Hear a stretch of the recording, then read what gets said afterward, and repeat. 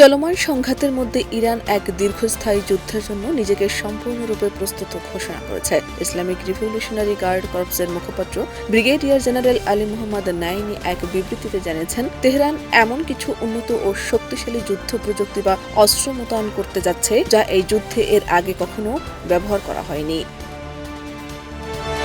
বিবৃতিতে জেনারেল নায়ানি বলেন, আসন্ন আক্রমণগুলোতে শত্রুদের জন্য বেদনাদায়ক আঘাত অপেক্ষা করছে। তিনি বলেন, গত বছর আমেরিকা ও ইসরায়েলের সঙ্গে হওয়া 12 দিনের যুদ্ধের তুলনায় ইরান এখন অনেক বেশি সুসংগঠিত।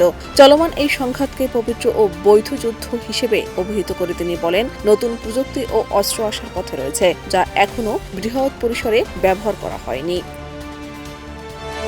অন্যদিকে মার্কিন প্রেসিডেন্ট ডোনাল্ড ট্রাম্প দাবি করেছেন, ইরানকে এমনভাবে ধ্বংস করা হচ্ছে যা বিশ্ব আগে কখনো দেখেনি।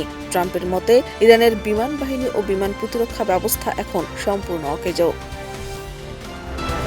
তবে ইরানের সুপ্রিম ন্যাশনাল সিকিউরিটি কাউন্সিলের সচিব আলী লারিজানি এই দাবি উড়িয়ে দিয়ে বলেছেন, ইরানি বাহিনী যে কোনো মার্কিন স্থল আক্রমণের জন্য অপেক্ষা করছে। তিনি বলেন, হাজার হাজার মার্কিন সেনাকে হত্যা ও বন্দী করে তারা দুর্নীতিগ্রস্ত মার্কিন কর্মকর্তাদের চরমভাবে অপমানিত করবেন।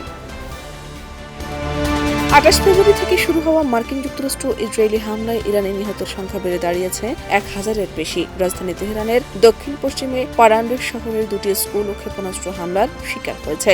যুদ্ধের পরিধি এখন গোটা মধ্যপ্রাচ্যে ছড়িয়ে পড়েছে। ইরান সংযুক্ত আরব আমিরাত, কাতার ও বাহরাইনের মতো উপসাগরীয় দেশগুলোকে লক্ষ্যবস্তু করছে। অন্যদিকে বৃহস্পতিবার গভীর রাতে ইসরায়েলের বাণিজ্যিক কেন্দ্র তেল আবিবেও বড় ধরনের যৌথ ড্রোন ও ক্ষেপণাস্ত্র হামলা চালিয়েছে ইরান ও তার মিত্ররা।